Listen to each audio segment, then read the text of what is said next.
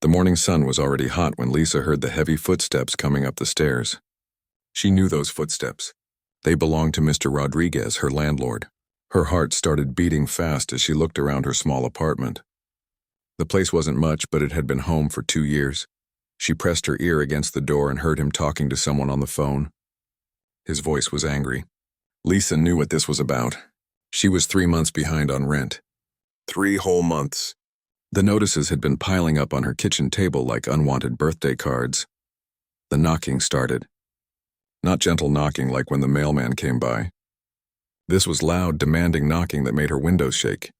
"Lisa, open this door right now," Mr. Rodriguez shouted from the hallway. Lisa's hands were shaking as she slowly turned the door handle. Mr. Rodriguez stood there with his arms crossed. He was a big man with gray hair and tired eyes. Behind him stood another man she didn't recognize, wearing a suit and holding a clipboard. "We need to talk," Mr. Rodriguez said, pushing past her into the apartment. Lisa had worked at Tony's Diner for 4 years. It wasn't fancy, but the tips were decent and the people were nice. Then 3 months ago, Tony sold the place to some big company. They closed it down to turn it into a coffee shop. Just like that, Lisa and 12 other people lost their jobs. She had looked everywhere for work. Fast food places, grocery stores, even cleaning offices at night. But jobs were hard to find, and the ones she could get didn't pay enough to cover her rent. The $800 a month for her one-bedroom apartment might as well have been $8,000. "Look, Lisa," Mr. Rodriguez said, sitting down on her old couch without being asked. "I've been patient. Really patient, but I've got bills too. My wife needs medicine and my own mortgage payment is due." The man in the suit opened his clipboard. "Miss Chen, you currently owe $2,400 in back rent.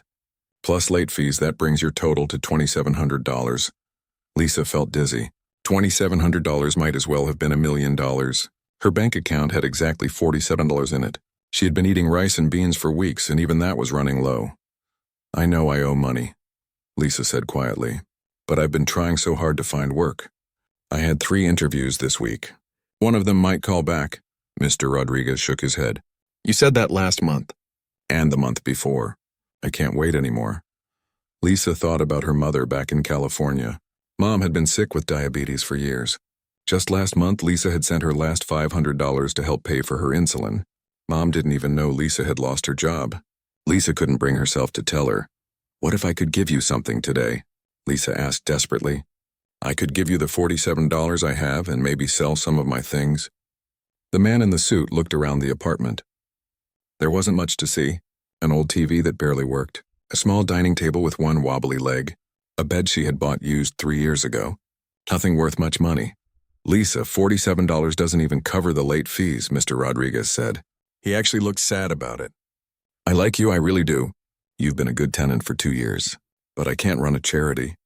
Lisa sat down in her kitchen chair, the same chair where she had eaten breakfast this morning, wondering how she would make her last box of cereal last another week.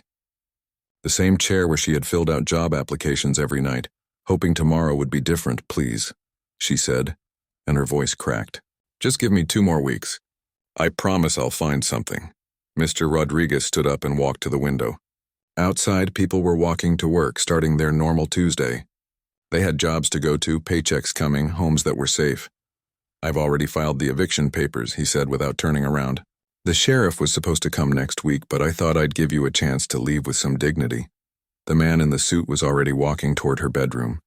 "We need to start packing your belongings," he said. "You have 2 hours to get your things together. 2 hours.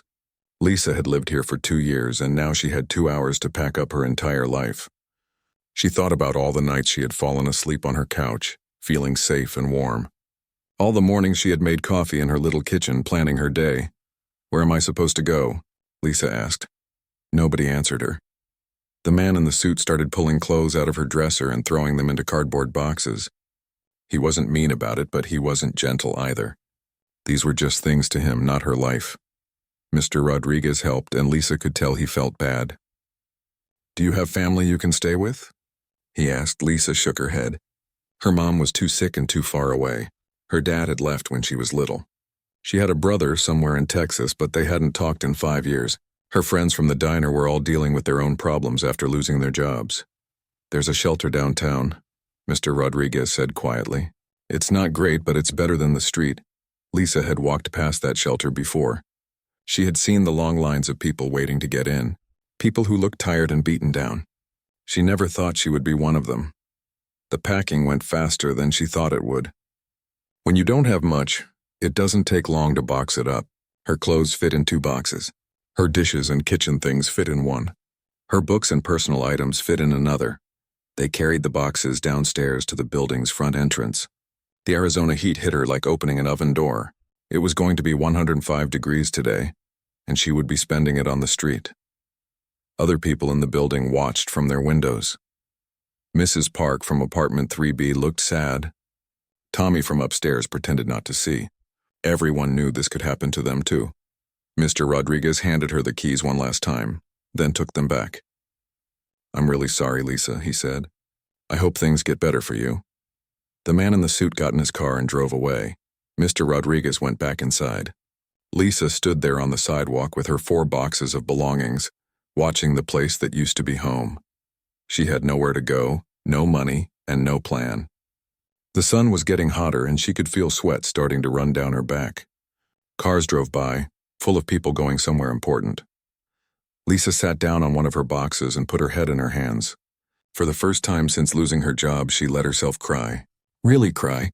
The kind of crying that comes from deep inside when you realize you're completely alone in the world. She didn't know that someone was about to change everything. The concrete sidewalk was rough against Lisa's jeans as she sat there crying. She had been sitting on her cardboard box for 20 minutes now, and people just kept walking past her like she was invisible. A woman in a business suit stepped around her boxes without even looking down. A man jogging with headphones on nearly tripped over her things but just kept running. Lisa wiped her eyes with the back of her hand and looked at everything she owned sitting there on the sidewalk. 4 cardboard boxes and a small bag with her toothbrush and a change of clothes. 28 years old, and this was it. This was her whole life. The morning traffic was getting heavier on 7th Street. Big trucks rumbled past, making the ground shake under her. Car after car full of people going to work, making money, living normal lives. Lisa used to be one of those people. Just 3 months ago, she would have been driving to Tony's diner right now, getting ready for the morning rush. She remembered her last day at the diner like it was yesterday. Tony had called all the employees together after the lunch crowd left. He looked like he had been crying. "I'm sorry," he had said. "The new owners want to close us down next week." Everyone had hugged and promised to stay in touch, but Lisa hadn't heard from any of them since. A city bus stopped at the corner, and Lisa watched people get off. Regular people with jobs and homes to go to. She used to take that same bus sometimes when her car wouldn't start. Now she couldn't even afford the bus fare. The sun was climbing higher in the sky, and Lisa could feel it burning her shoulders through her thin t-shirt. Arizona in summer was no joke. By noon, it would be hot enough to fry an egg on the sidewalk. She had heard people say that before, but now she was going to find out if it was really true. A police car drove slowly down the street, and Lisa's heart started beating fast. She had heard that being homeless was illegal in some places. Could they arrest her for sitting on the sidewalk with her stuff? She tried to make herself smaller, hoping the officer wouldn't notice her. The police car kept going, but Lisa knew it would be back. Or maybe someone would call and complain about the homeless woman making the neighborhood look bad. She had to figure out what to do, but her mind felt like it was full of cotton. A little girl walking with her mom pointed at Lisa. "Why is that lady sitting on the ground?" the girl asked. "Don't point," the mom said quickly, pulling her daughter along faster. "It's not polite." Lisa wanted to call out to them. She wanted to say, "I'm not a bad person. I had a job in an apartment just this morning. I graduated from high school. I pay my taxes. I help old ladies with their groceries." But she didn't say anything. She just sat there feeling ashamed. Her phone buzzed in her pocket. For a second, her heart jumped with hope. Maybe it was one of the jobs calling her back. Maybe someone wanted to hire her right now, today, before it was too late. But it was just a text from her phone company. Her bill was overdue, and they were going to shut off her service tomorrow if she didn't pay. Lisa almost laughed, but it came out more like a sob. Even her phone was abandoning her. She opened her wallet and counted her money again, hoping maybe she had missed something the first 10 times. Still 47, not enough for a motel room, not enough for a bus ticket anywhere, barely enough for food for a few days if she was really careful. Lisa had never understood how people became homeless before. She used to think it was because they made bad choices or didn't try hard enough. Now she knew better. Sometimes life just hits you like a truck and there's nothing you can do to get out of the way. She thought about calling her mom, but what would she say? "Hi, Mom, remember how I sent you money for your medicine? Well, now I'm homeless." Her mom had enough problems without worrying about her daughter sleeping on the street. A man in a nice car stopped at the red light right in front of her. He was talking on his phone about some business meeting. Through his open window, Lisa could hear him complaining about his golf game. She wanted to knock on his window and ask for help, but she knew he would just drive away. The light turned green and the man drove off, still talking about golf. Lisa wondered what it would be like to have problems like that. Problems that didn't involve wondering where you were going to sleep tonight. Her stomach growled, reminding her that she hadn't eaten anything since yesterday evening. She had finished the last of her rice and beans for dinner, thinking she would figure out breakfast later. Now later was here, and she was still trying to figure it out. There was a McDonald's about 6 blocks down the street. She could walk there and buy something small with her $47. But then she would have to carry all her boxes, and she couldn't carry 4 boxes by herself. If she left them here, someone might steal them or throw them away. Lisa stood up and tried to stack the boxes so she could carry them. The top box fell over, and her clothes spilled out onto the sidewalk. A red dress her mom had given her for Christmas landed in a puddle of water from someone's lawn sprinkler. She picked it up and tried to wring it out, but it was already stained. People kept walking past like nothing was happening. Like watching a woman lose everything she owned was just part of their Tuesday morning routine. Lisa wanted to scream at them, to make them see her, to make them care. But she didn't have the energy to scream. She just had enough energy to keep breathing and hope that somehow things would get better. A delivery truck pulled up to the building next door, and the driver got out. He looked at Lisa and her scattered belongings, and for a moment she thought he might help. Instead, he just shook his head and went about his business. Lisa gathered her clothes and put them back in the box. The red dress was ruined, but she kept it anyway. It was one of the few nice things she had left. She sat back down on her box and put her head in her hands again. The tears came easier this time. They felt hot on her cheeks in the morning sun. She cried for her lost job, her lost home, her lost dignity. She cried for her sick mother and her own uncertain future. She cried because she was 28 years old and had nowhere to go. Lisa had no idea that her life was about to change. She had no idea that someone was watching her from down the street. Someone who couldn't stand to see another person in pain. Danny Martinez was driving his beat-up Ford pickup truck down 7th Street when he first saw her. A woman sitting on the sidewalk, surrounded by cardboard boxes, crying into her hands. He was on his way home from the Double R Ranch where he worked as a horse trainer, still wearing his dusty jeans and work boots. Danny had been up since 4 in the morning, helping with the cattle roundup. His back ached, his shirt was soaked with sweat, and all he wanted was to get home to a cold shower and his wife's cooking. But something about the woman on the sidewalk made him slow down his truck. He had driven this same route every day for 3 years, and he had never seen anyone sitting on the street like that. Not in this neighborhood. This wasn't the kind of place where homeless people usually ended up. Something was wrong. Danny pulled over 2 blocks down and sat in his truck for a minute, watching through his rearview mirror. The woman hadn't moved. She was still sitting there, still crying.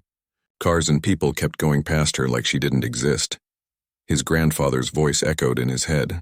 "Mijo," the old man used to say, "you never ride past someone who needs help." Never. That's not how we were raised. Danny's grandfather had been a real cowboy back in the day, working cattle ranches across Texas and New Mexico. He had taught Danny everything about horses and hard work and treating people right. Even though the old man had been dead for 5 years now, Danny still heard his voice almost every day. He looked at the woman again in his mirror. She reminded him of his sister Rosa, who had gone through a bad divorce 2 years ago. Rosa had ended up staying with Danny and his wife for 6 months while she got back on her feet. Danny remembered how broken she had looked, how lost. What would Rosa want me to do? Danny asked himself out loud. He already knew the answer. Danny turned his truck around and drove back toward the woman. As he got closer, he could see that she was young, maybe late 20s. Her clothes were clean but wrinkled like she had slept in them. The cardboard boxes around her looked like they had been packed in a hurry. He parked his truck across the street and sat there for another minute, trying to figure out what to say. You couldn't just walk up to someone who was crying and start asking questions. His wife Carmen was much better at this kind of thing than he was. Danny thought about just driving home and telling Carmen about it. She would know what to do. But by the time they came back, the woman might be gone. She might be in even more trouble. He turned off his truck engine and took off his cowboy hat, running his fingers through his sweaty hair. The hat had been his grandfather's too, brown leather worn smooth by decades of sun and rain. Wearing it always made Danny feel more confident, more like the kind of man his grandfather had raised him to be. Danny got out of his truck and walked across the street. The woman didn't notice him at first. She was too lost in her own world of trouble. He could see tears dropping onto her jeans, making little dark spots. "Excuse me, miss," Danny said quietly, standing a few feet away so he wouldn't scare her. The woman looked up, and Danny saw her face for the first time. She had been pretty once, but now she looked exhausted and scared. Her eyes were red from crying, and there was dirt on her cheek from wiping her face with dirty hands. "I'm sorry," she said quickly, trying to wipe her eyes. "I know I shouldn't be sitting here. I'll move." No, Danny said, holding up his hands. "You don't need to move. I just saw you were upset, and I wanted to make sure you were okay." The woman stared at him like she couldn't believe someone had actually stopped to talk to her. "I'm fine," she lied. "Everything's fine." Danny could tell she wasn't fine. Nobody who was fine sat on a sidewalk crying at 9 in the morning. He looked at the boxes around her and understood what was happening. Someone had put her stuff out on the street. She had been evicted. He had seen this before. When he was a kid, his own family had been evicted from an apartment in El Paso. He remembered sitting on the sidewalk with his mom and sister, watching strangers walk past them like they were invisible. It was one of the worst days of his childhood. "My name's Danny," he said, crouching down so he wasn't standing over her. "Danny Martinez. I work at the ranch up the road." "Lisa," the woman said softly. "Lisa Chen." "Nice to meet you, Lisa. You know, I've got some cold water in my truck if you're thirsty. It's getting pretty hot out here." Lisa looked at him suspiciously. Danny understood why. A strange man offering her things probably seemed dangerous. But Danny had grown up with 3 sisters, and his wife had taught him how to talk to women without being scary. "I've got a wife at home," Danny said, pulling out his phone to show her a picture. "Carmen, we've been married 6 years. She'd kill me if she knew I saw someone in trouble and didn't try to help." Lisa looked at the photo. Carmen was laughing in the picture, holding their dog Buddy. She looked kind and safe. "What kind of help?" Lisa asked carefully. Danny looked around at her boxes. "Well, first thing, we need to get you and your stuff out of this sun. You're going to get heat stroke sitting out here. Then maybe we can figure out what's going on." Lisa was quiet for a long moment. Danny could see her thinking, trying to decide if she could trust him. He didn't blame her for being careful. The world was full of people who would take advantage of someone in her situation. "I don't have any money," Lisa said finally. "I can't pay you for anything." "Did I ask you for money?" Danny said gently. "Look, my grandfather always told me that helping people isn't about getting paid. It's about doing what's right." Danny stood up and walked back to his truck. He came back with a cold bottle of water and a clean towel from his work bag. "Here," he said, handing them to Lisa. "You look like you could use both of these." Lisa took the water and drank half of it in one gulp. She didn't realize how thirsty she had been. The towel was rough but clean, and she used it to wipe the dirt and tears off her face. "Thank you," she said, and her voice sounded a little stronger. "You're welcome. Now, can you tell me what happened here? Did someone put you out of your apartment?" Lisa nodded and started telling Danny about losing her job, falling behind on rent, and getting evicted that morning. Danny listened without interrupting, the way his grandfather had taught him to listen when someone was hurting. When Lisa finished her story, Danny was quiet for a minute. Then he said, "Well, Lisa, looks like you could use a friend today, and I've got some time to help." Lisa stared at him. "Why would you help me? You don't even know me." Danny put his hat back on and smiled. "My grandfather used to say that we're all just people trying to make it through another day. Sometimes we need help, and sometimes we can give help. Today you need help, and I can give it." He looked at her boxes. "First thing we need to do is get you somewhere safe. Then we can figure out the rest." Danny knelt down beside Lisa's boxes and started looking at what she had. "Okay, let's see what we're working with here," he said, not waiting for her permission. He wasn't being nosy, just practical. Like when a horse got hurt and you had to figure out how bad it was before you could help. Lisa watched him, still not quite believing this was happening. Men in cowboy hats didn't usually stop to help random women on the street, at least not in her experience. But Danny seemed different. He moved around her stuff like he was trying to solve a problem, not like he was judging her for having so little. "This isn't too bad," Danny said, standing up and wiping his hands on his jeans. "4 boxes in a bag. We can fit all this in my truck, no problem." "Wait," Lisa said, standing up quickly. "I didn't say I was going anywhere with you." Danny stopped and looked at her. "You're right. I'm sorry. I'm getting ahead of myself." He took off his hat and held it in his hands. "Look, I know you don't know me from Adam, and I know this whole situation is scary enough without some stranger trying to take charge." Lisa felt bad for snapping at him. He was the first person all day who had treated her like a human being. "I'm sorry. It's just, this has been the worst day of my life and I don't know who to trust anymore." "I understand," Danny said. "When I was 8 years old, my family got evicted from our apartment in El Paso. I remember sitting on the sidewalk just like you are now, watching people walk past us like we were invisible." Lisa looked at him with surprise. "Really? Really?" "My dad had lost his job at the factory and we couldn't make rent. The landlord put all our stuff on the street on a Tuesday morning. I thought it was the end of the world."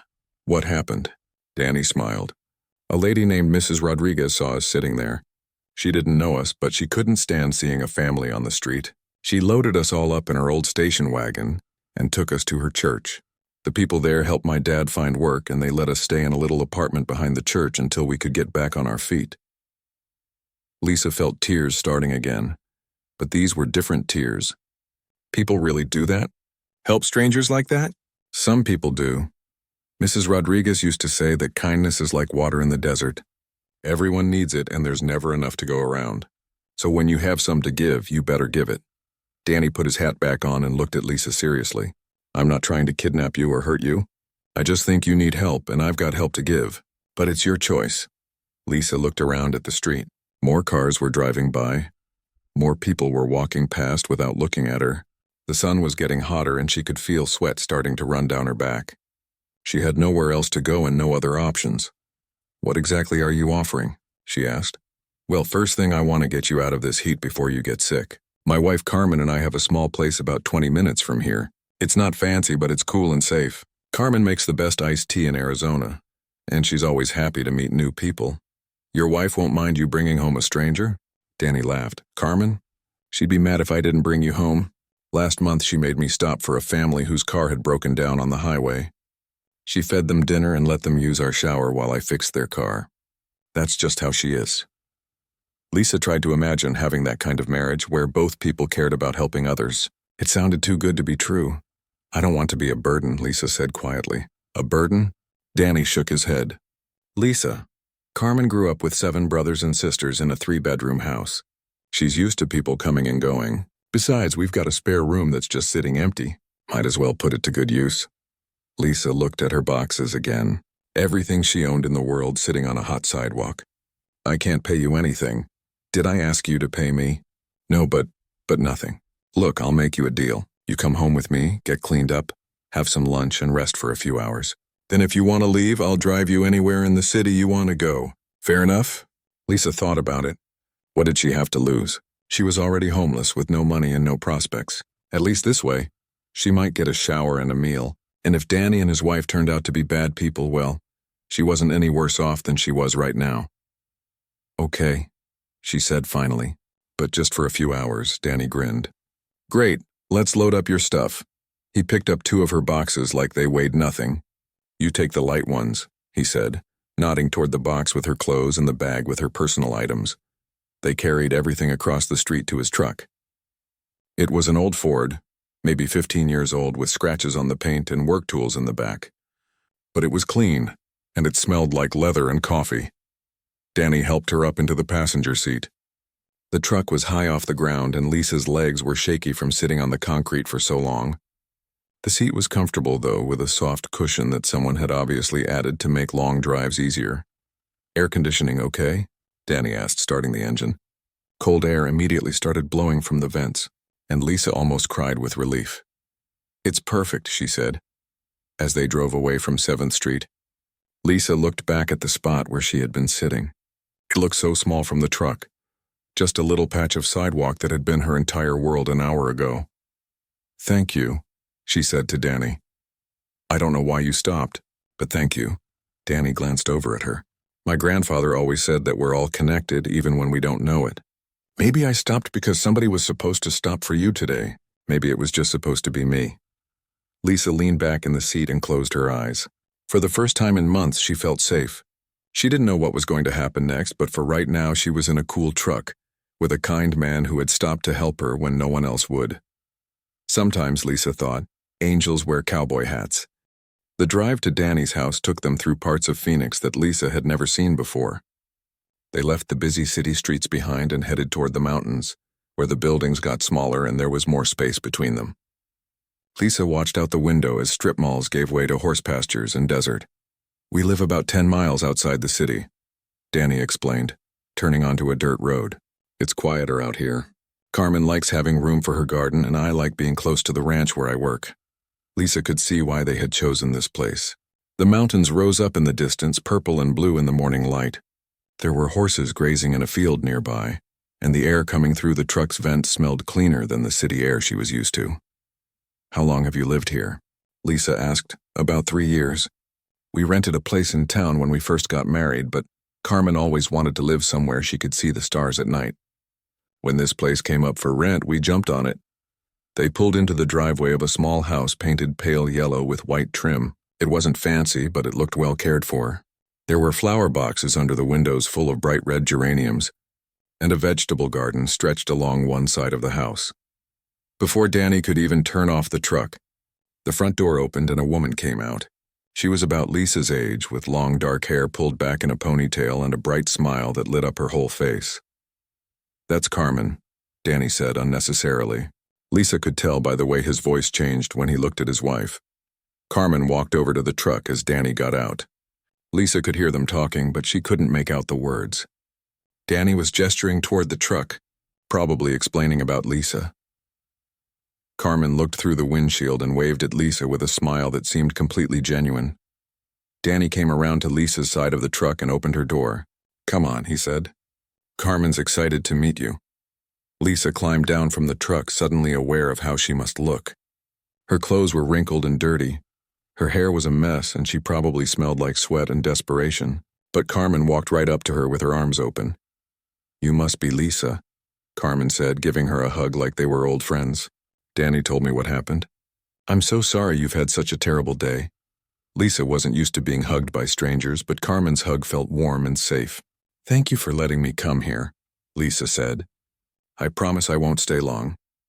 "Don't be silly," Carmen said, stepping back but keeping her hands on Lisa's shoulders. "You'll stay as long as you need to. Now come on, let's get you inside where it's cool."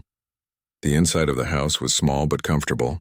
The living room had 2 old couches covered with colorful quilts, and the walls were covered with family photos and paintings of horses. Everything was clean and neat, but it felt lived in, like a real home. "Sit down wherever you're comfortable," Carmen said, steering Lisa toward one of the couches. "Can I get you something to drink?" "Water? Iced tea? I made a fresh pitcher this morning." "Iced tea sounds wonderful," Lisa said, sinking into the soft cushions. She hadn't realized how tired she was until she sat down. Carmen disappeared into the kitchen, and Danny started bringing in Lisa's boxes from the truck. He stacked them neatly by the door without making a big deal about it. "I'll put these in the spare room later," he said. "No rush." Carmen came back with a tall glass of iced tea that had mint floating in it. Lisa took a sip and felt like she might cry again. It was the best thing she had tasted in weeks. "This is delicious," she said. "Family recipe," Carmen said, sitting down on the other couch. "My grandmother taught me how to make it. The secret is you have to brew the tea with mint right from the beginning, not add it later." Danny sat down next to his wife and put his arm around her shoulders. "Carmen's grandmother lived to be 97, he said. She always said it was because of the mint tea." Lisa watched them together and felt a pang of loneliness. She had never had a relationship like theirs, where 2 people seemed so comfortable and happy with each other. She had dated guys before, but none of them had ever looked at her the way Danny looked at Carmen. "So," Carmen said gently, "Danny told me a little bit about what happened. but I'd love to hear it from you if you feel like talking about it. Lisa found herself telling the whole story again, about losing her job at the diner, falling behind on rent, sending her last money to her mom for medicine, and finally getting evicted that morning. Carmen listened without interrupting, nodding in all the right places and making sympathetic sounds.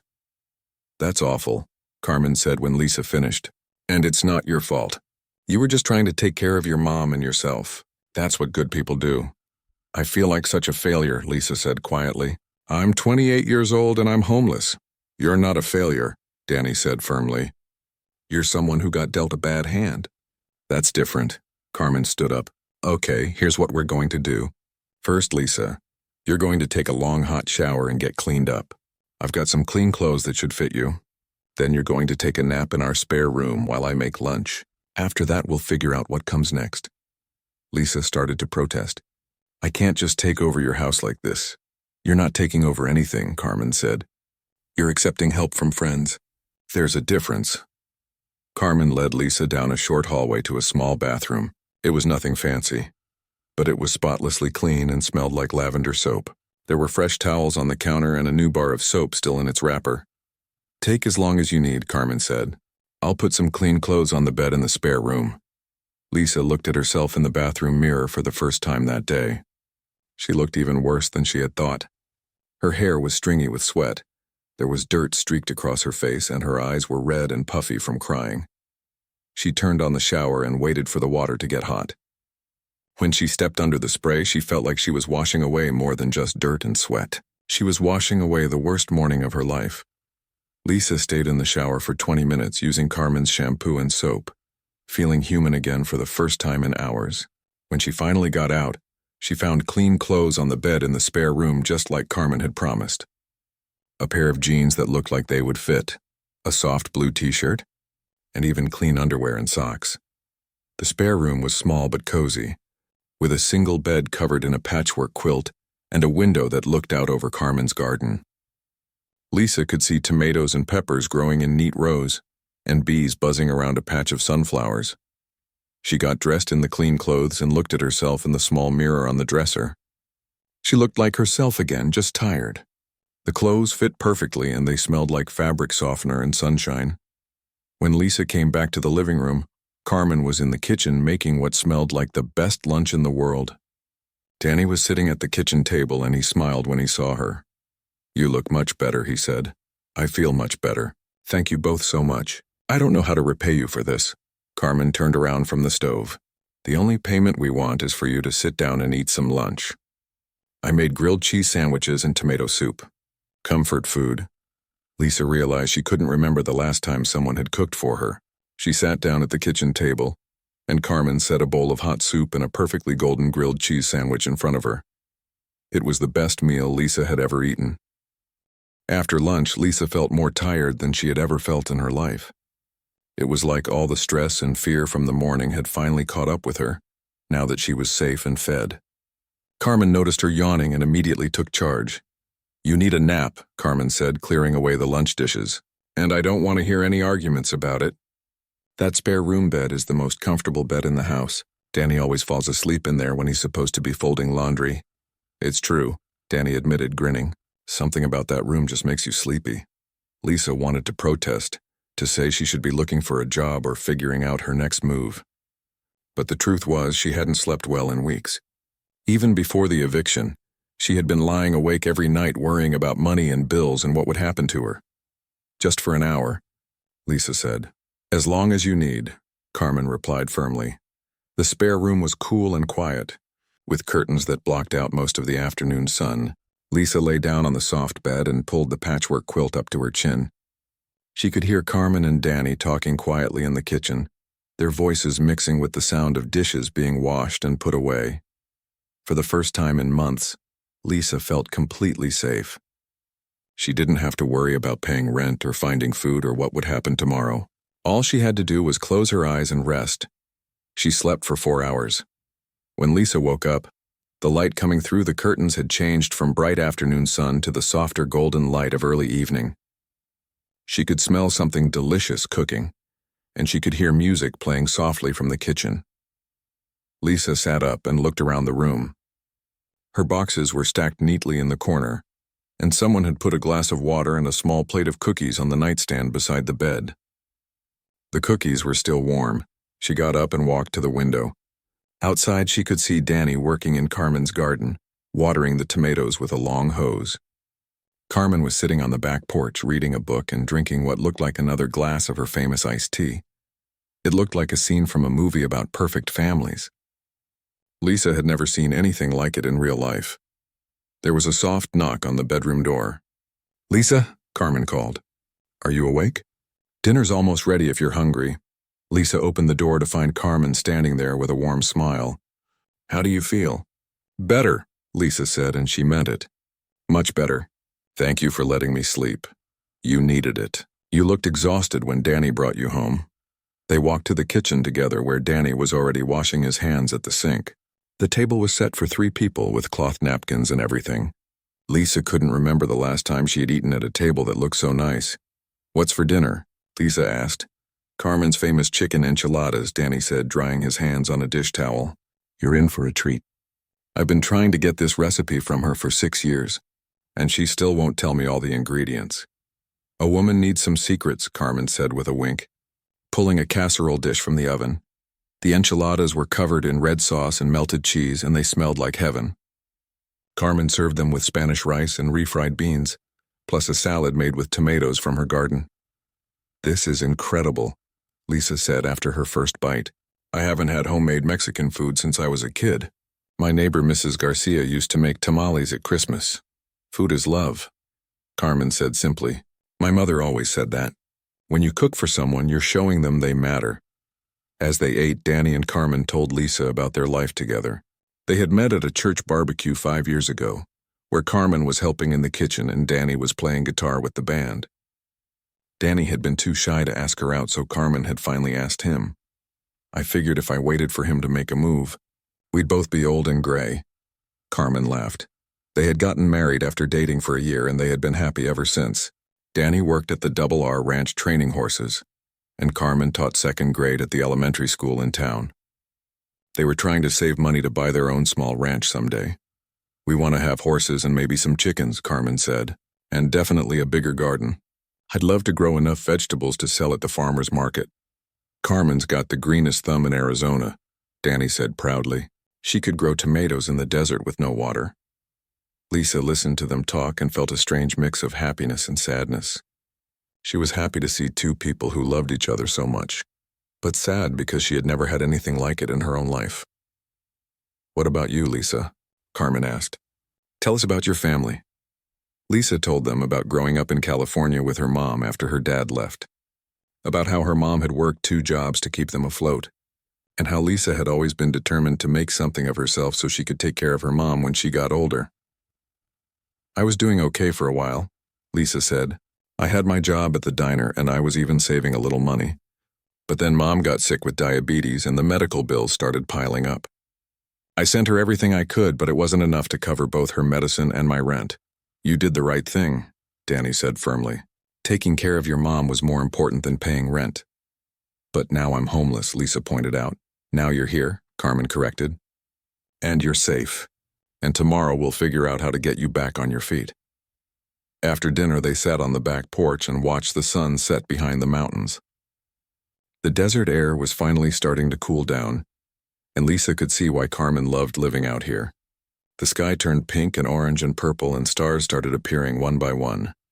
"I've never seen so many stars," Lisa said, looking up at the sky. "That's the best part about living out here," Carmen said. "In the city, you forget how big the universe is. Out here, you remember." Danny brought out his guitar and played some soft songs while they watched the stars. He had a nice voice, not professional but warm and honest. Carmen sang harmony on a few songs, and their voices blended together perfectly.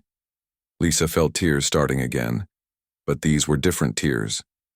These were tears of gratitude and hope instead of fear and despair. "I still can't believe you stopped for me today," Lisa said to Danny. "Most people would have just driven past." "Most people are too busy to notice when someone needs help," Danny replied. "But my grandfather taught me that the most important things in life happen when you slow down enough to see what's right in front of you." "Your grandfather sounds like he was a wise man," Lisa said. "He was. He always said that we're all just walking each other home. Sometimes you're the one who needs help walking, and sometimes you're the one doing the helping. But we're all going to the same place eventually. As the night got darker and the stars got brighter, Lisa realized something. For the first time in months, she wasn't worried about tomorrow. She didn't know what would happen, but she knew she wouldn't be facing it alone. She had found more than just a safe place to sleep.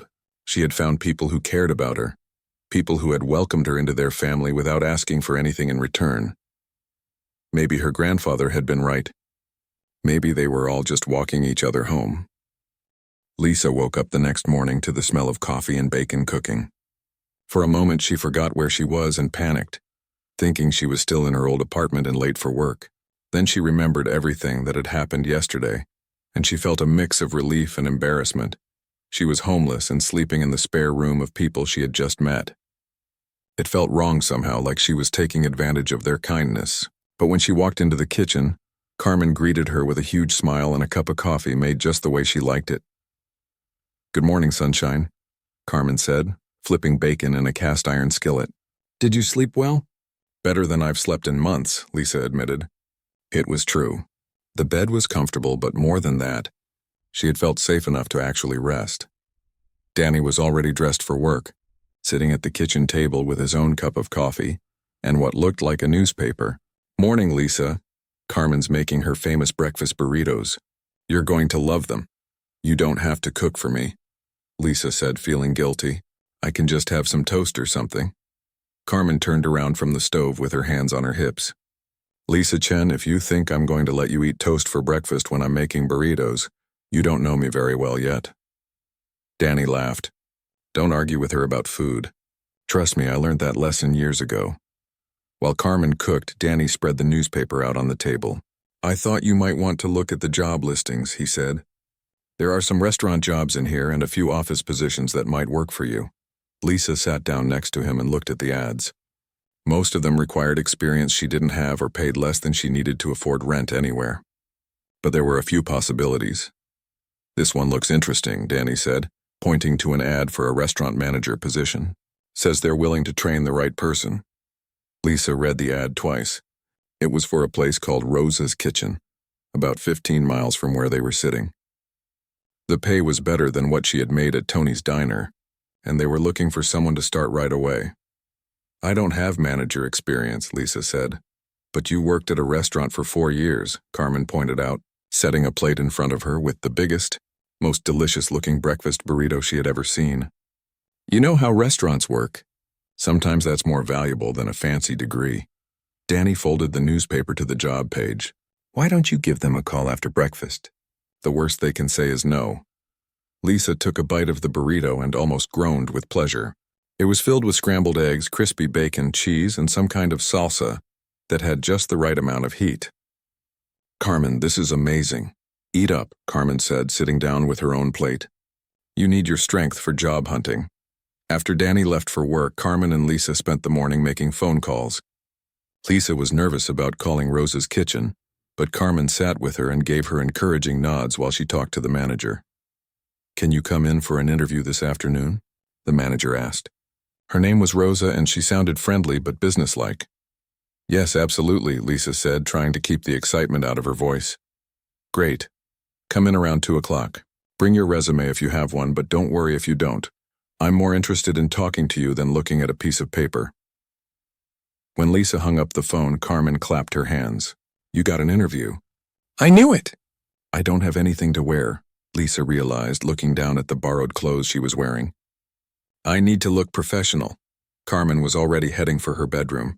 "Leave that to me. We're about the same size and I have the perfect outfit." 20 minutes later, Lisa was standing in front of Carmen's full-length mirror wearing a navy blue skirt, a white blouse, and low heels that fit perfectly. Carmen had even loaned her a simple necklace and earrings. "You look like a restaurant manager," Carmen said, adjusting Lisa's collar. Professional but approachable, Lisa hardly recognized herself. Yesterday she had been sitting on a sidewalk in dirty clothes, crying and hopeless. Today she looked like someone who had her life together. "I look like you," Lisa said, and she meant it as a compliment. Carmen smiled. "You look like yourself. You just needed some good clothes and a good night's sleep to let it show." The drive to Rosa's kitchen took them through a part of town Lisa had never seen before. It was newer than the area where she used to live, with strip malls and chain restaurants and houses that all looked the same. Rosa's kitchen was in a small shopping center next to a grocery store and a dry cleaner. "Want me to wait for you?" Carmen asked as they pulled into the parking lot. "No, I can take the bus back," Lisa said. "You've already done so much for me." Carmen squeezed her hand. "Call me when you're done and let me know how it went. And Lisa, be yourself. Anyone would be lucky to have you working for them." Rosa's kitchen was bigger than Tony's diner had been, with about 20 tables and a busy lunch crowd. Lisa could see why they needed a manager. The servers looked stressed, and there were dishes piling up in the kitchen window. Rosa turned out to be a woman in her 50s with graying hair and laugh lines around her eyes. She looked tired but kind, the way people look when they're working hard to build something they care about. "You must be Lisa," Rosa said, shaking her hand firmly. "I'm Rosa Martinez. Thanks for coming in on such short notice." They sat at a corner table and Rosa got right to the point. "Tell me about your experience at Tony's Diner." Lisa told her about working there for 4 years, starting as a server and eventually training new employees and helping with scheduling. She talked about the regular customers she had gotten to know and how she had helped Tony figure out which menu items were most popular. "Tony sold the place?" Rosa asked. "To a big company that wanted to turn it into a coffee shop. They laid off everyone." Rosa shook her head. "That's happening all over town. These big companies come in and squeeze out the little family places." She looked around her restaurant. "I opened this place 3 years ago because I wanted somewhere families could come for good food at fair prices. But it's getting harder to compete." "It seems busy," Lisa said, watching the servers rush between tables. "Too busy for me to handle alone," Rosa admitted. "I need someone who can help me manage the front of the house. Someone who understands how to take care of customers and keep the staff organized." They talked for another hour about Lisa's ideas for improving service and her experience dealing with difficult customers. Rosa seemed impressed by her knowledge of restaurant operations. "I'm going to be honest with you, Lisa," Rosa said finally. "I can't pay you a fortune, but I can offer you $18 an hour to start, with a raise to $20 after 3 months if things work out, plus tips from the tip pool and health insurance after 90 days. Lisa tried not to show how excited she was. $18 an hour was more than she had ever made in her life. "When would you want me to start?" Lisa asked. "Tomorrow morning if you're ready. I'll train you for the first week, but after that you'd be running things during the lunch shift while I handle the dinner crowd." Lisa stood up and shook Rosa's hand. "Thank you so much for this opportunity. I promise you won't regret it," Rosa smiled. "I don't think I will. You remind me of myself when I was starting out. Hungry and determined." As Lisa walked to the bus stop, she felt like she was floating. She had a job. A real job with good pay and benefits. For the first time since losing her job at Tony's Diner, she could see a future for herself. She called Carmen from the bus and told her the good news. "I knew it," Carmen shouted so loud that other passengers on the bus looked at Lisa. "I'm so proud of you. We have to celebrate tonight. I'm making your favorite enchiladas." When Lisa got back to the house, Danny was already home from work. He picked her up and spun her around when she told him about getting the job. "That's fantastic," he said. "Rosa's Kitchen is a great place. I've eaten there with the guys from work. Rosa's good people." That night at dinner, they made plans for Lisa's future. She would stay with Danny and Carmen for a few more weeks while she saved up money for a deposit on an apartment. Carmen had already looked up some affordable places near Rosa's Kitchen. "You don't have to rush," Carmen said. "Take your time and find somewhere you really like." "I can't keep imposing on you," Lisa said. Danny shook his head. "You're not imposing. You're family now." Lisa felt tears starting again, but they were happy tears this time. Yesterday she had been homeless and hopeless. Tonight she had a job, a plan, and people who cared about her. She was going to be okay. 6 months later, Lisa stood in the kitchen of her own apartment, making coffee in her own coffee maker, and looking out her own window at the morning sun. It was a small one-bedroom place about 10 minutes from Rosa's kitchen. Nothing fancy, but it was hers. She had signed the lease 3 months ago, and every morning she still felt a little thrill of pride when she looked around, at her own space. The apartment was furnished with a mix of things Carmen had helped her pick out at thrift stores and a few new pieces she had bought with her savings. The couch was second-hand but comfortable, covered with a quilt that Carmen had made for her as a housewarming gift. The kitchen table was small but perfect for one person, with 2 chairs in case she had company. Lisa had company more often than she expected. Danny and Carmen came over for dinner at least once a week, and Rosa sometimes stopped by after work to share a cup of coffee and talk about the restaurant. Lisa had made friends with her neighbor, Mrs. Park, an elderly Korean woman who brought her homemade kimchi and taught her how to grow herbs on her tiny balcony. Work at Rosa's kitchen had gone better than Lisa had ever hoped. After the first month, Rosa had given her more responsibility, letting her handle ordering and scheduling for the lunch shift. After 3 months, she had gotten her promised raise to $20 an hour. Last week, Rosa had mentioned the possibility of making her assistant manager with a salary instead of hourly pay. "You've got a good head for business," Rosa had said, "and the customers love you. Half of them ask for you by name now." It was true. Lisa had developed relationships with the regular customers, remembering their usual orders and asking about their families. She had learned that treating people with kindness and respect was the most important part of her job, more important than knowing how to work the register or manage inventory. This morning was different from her usual routine, though. Instead of going straight to work, Lisa was meeting someone special for breakfast. She had gotten a call yesterday from a woman named Kelly, who had seen the story about Lisa in the local newspaper. A reporter had written an article about Rosa's kitchen last month, focusing on how Rosa was building a successful family restaurant in a world dominated by chain stores.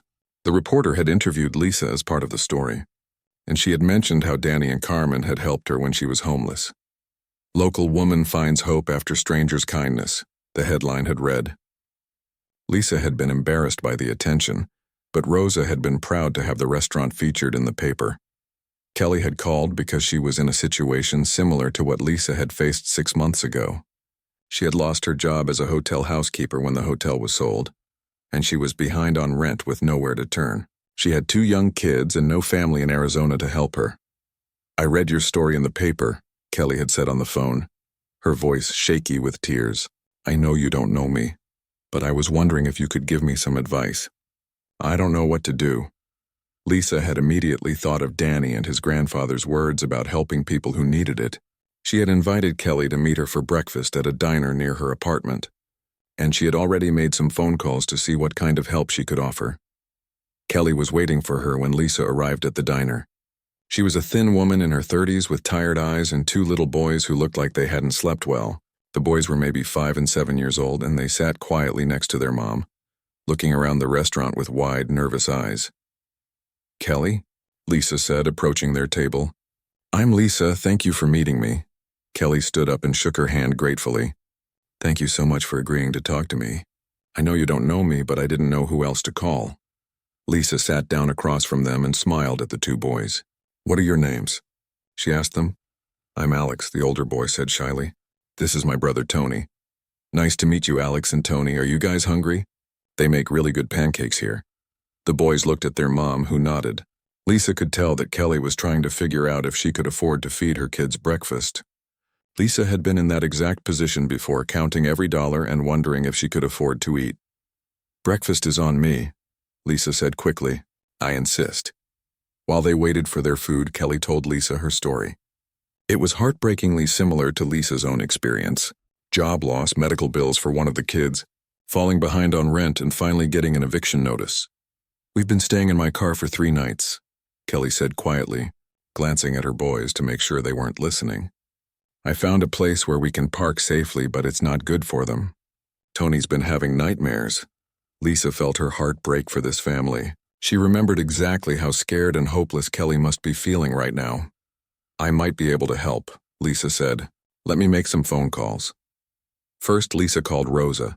She explained Kelly's situation and asked if Rosa needed any extra help at the restaurant. "Can she start today?" Rosa asked. "My afternoon dishwasher just quit and I'm desperate. It's not glamorous work, but it pays $15 an hour and she can work around her kids' schedule." Next, Lisa called Carmen. She explained about Kelly and the boys and asked if Carmen knew of any temporary housing options. "Bring them out to the house tonight," Carmen said immediately. "We can set up the spare room for her and the boys. It'll be tight, but we'll make it work until she can get back on her feet." Finally, Lisa called the elementary school where Carmen taught.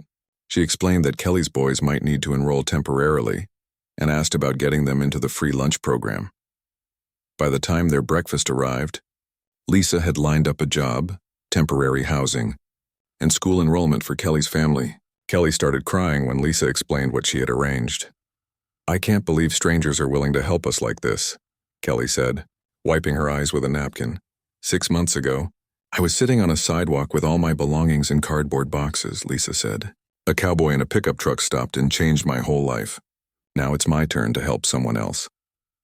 After breakfast, Lisa drove Kelly and the boys to Rosa's kitchen to meet Rosa and get Kelly started with her new job. The boys sat in a booth coloring with crayons that Rosa kept for young customers, while Kelly filled out paperwork. "She seems like good people," Rosa said to Lisa while Kelly was in the back learning about the dishwashing station. "Thanks for bringing her to me." That evening, Lisa followed Danny's truck out to the house with Kelly and the boys riding with her. Carmen had already prepared the spare room with extra blankets and pillows, and she had made a huge pot of her famous chicken soup for dinner. "Welcome to our home," Carmen said, hugging Kelly like she was an old friend. "You and the boys stay as long as you need to." Alex and Tony were shy at first, but Danny won them over by showing them the horses in the field behind the house. Soon they were asking him dozens of questions about cowboys and ranches and whether he had ever been in a rodeo.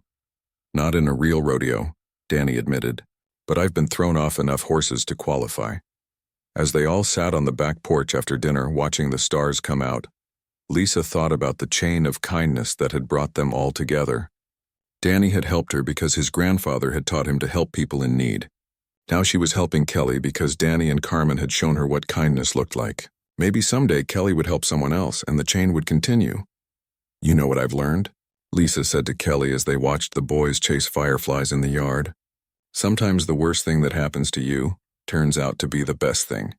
If I hadn't lost my job and my apartment, I never would have met Danny and Carmen. I never would have found Rosa's kitchen. I never would have learned how strong I really am." Kelly nodded, holding her sleeping youngest son on her lap. "I hope you're right. Right now it feels like the worst thing that's ever happened to us." "It is the worst thing," Lisa said honestly. "But it's not the last thing. Tomorrow will be better. And the day after that will be even better." 3 months later, Kelly had saved enough money to rent a small apartment near the school where Alex and Tony were thriving. She had been promoted to prep cook at Rosa's kitchen, and Rosa was already talking about training her to be a server. Lisa stood in her own kitchen, making coffee and getting ready for another day as assistant manager of Rosa's kitchen. Her phone buzzed with a text from Danny. "Saw your mom's latest doctor report. So glad her diabetes is under control now. You did good, kiddo." Lisa smiled, thinking about her mom back in California. With her steady income from the restaurant, Lisa had been able to help her mom get better insurance and afford her medications. Her mom was healthier than she had been in years, and she was planning to visit Arizona next month to meet the people who had helped her daughter. As Lisa got ready for work, she thought about the woman who would be starting as a server today. Her name was Patricia, and she was a single mom who had been laid off from a factory job. Lisa had recommended her to Rosa after Patricia had called asking for advice, just like Kelly had 6 months earlier. The chain of kindness was continuing, one person at a time. Danny's grandfather had been right. They were all just walking each other home, helping each other along the way. Lisa grabbed her purse and headed out the door to start another day. She had work to do,